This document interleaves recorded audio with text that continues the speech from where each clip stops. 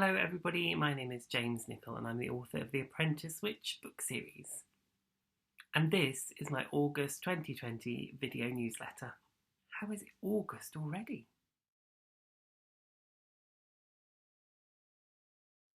So back in May, I was put forward for a project called Bags of Creativity through my lovely friends at East Riding Library Services.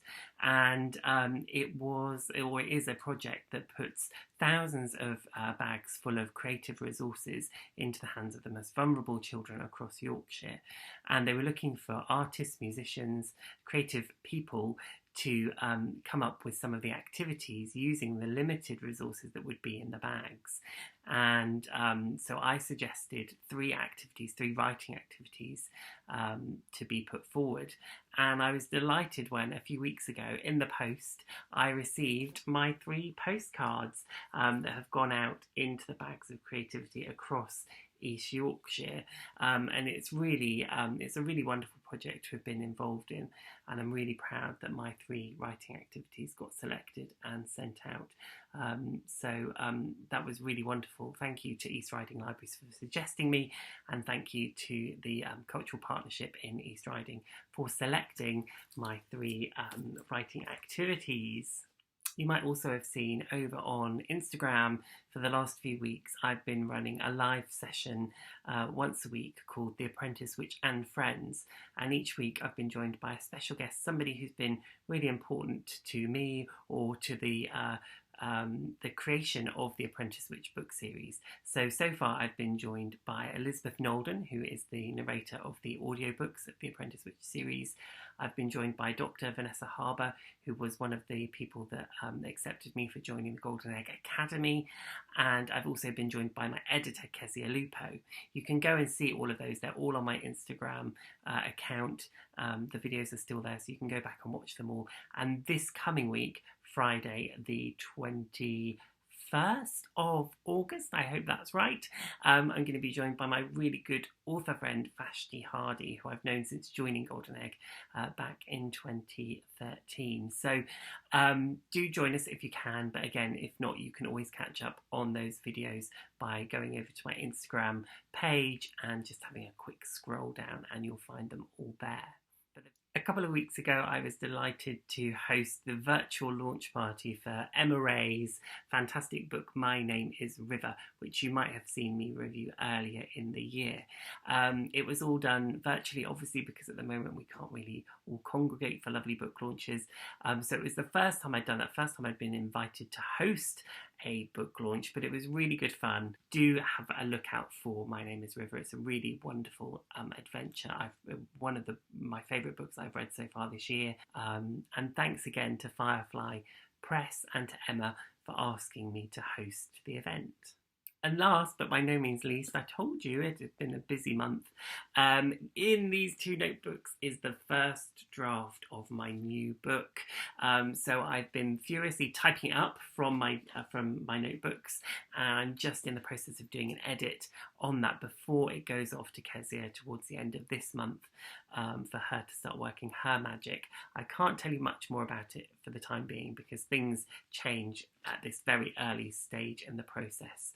But I hope that as I get stuck into my edits, I'll be able to give you more updates and a little bit more of a glimpse into the new project, certainly through the autumn and winter. So stay tuned for more news on that.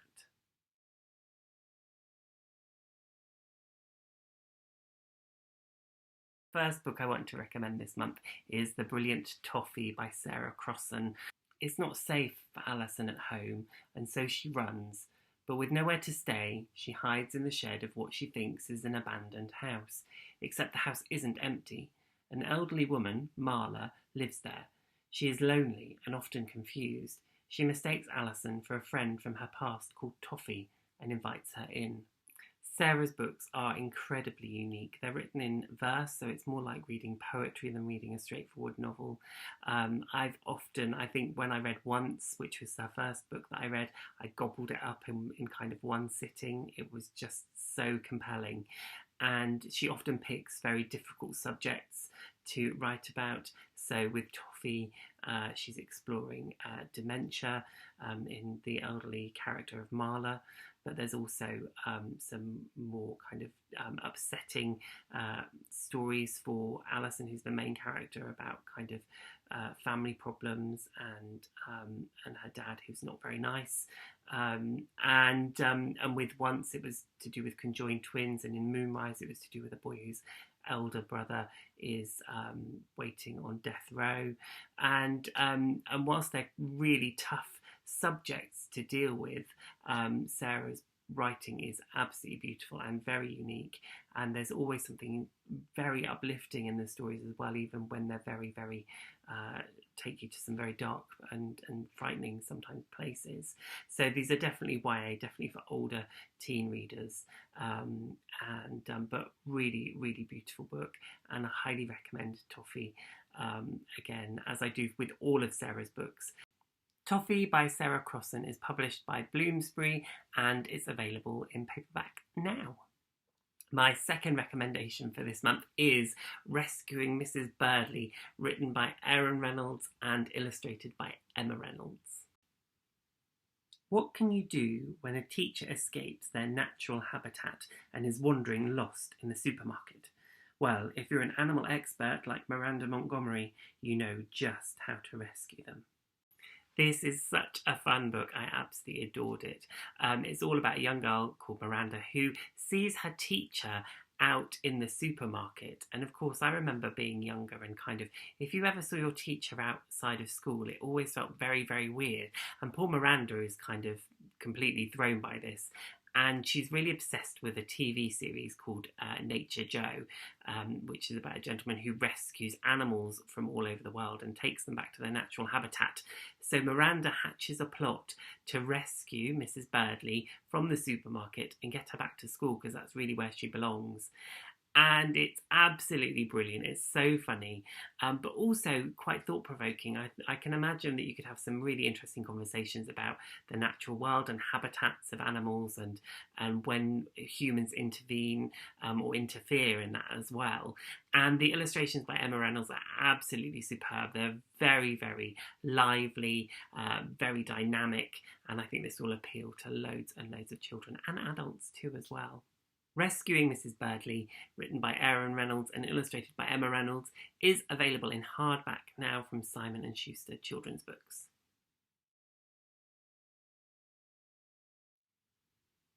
So I've been sent some questions from Miss Palmer from St Luke's School in Cheshire, and one of those I thought I'd use for this month's Q&A, and it's the children at St Luke's want to know why I think it's important that we read when we're children. And my answer is that I think it's important we read no matter how old we are. But obviously when we're younger, we can learn things a bit quicker. So if you're still learning how to read, then it's easier to do that as a child than it is as an adult. But I understand that not everybody enjoys reading, and I think sometimes it's just that you haven't found the thing that will turn you into a reader. I struggled with reading as a child, but I wanted to read. I wanted to be able to go into the school library and find those stories and those books that would transport me to different places. And I think that's the key thing about reading. It allows us to experience different things that we might never get the chance to. It allows us to travel to places we might never be able to travel to, and it allows us to meet people that we might never meet, either because they're not real or perhaps they're people that lived a long, long time ago. So reading is a kind of a magical time-travelling device that also helps to feed and grow our brains and makes us more clever and more brainy as we do it. So regardless of whether you're reading a kind of a school textbook or whether you're reading the Beano, your brain is still growing and still learning from doing those things. So reading is really, really important, really wonderful, but it's also fun. And it's also really good for relaxing as well. So keep reading, everybody at St Luke's. And thank you very much for sending me those questions. And good luck when you go back to school in September. And hello. Well, that's all we've got time for this month. Thank you all for joining me again, and I'll see you all in a few weeks' time. Don't forget, if you want to subscribe, you can follow the link below to do that, or you can sign up for the newsletter over on my website, www.jamesnicolbooks.com. And do give me a like and a follow over on social media. You'll find me hanging around on Instagram, Twitter, and Facebook, and it'll be lovely to see you there. Take care, everybody, and see you soon. Bye.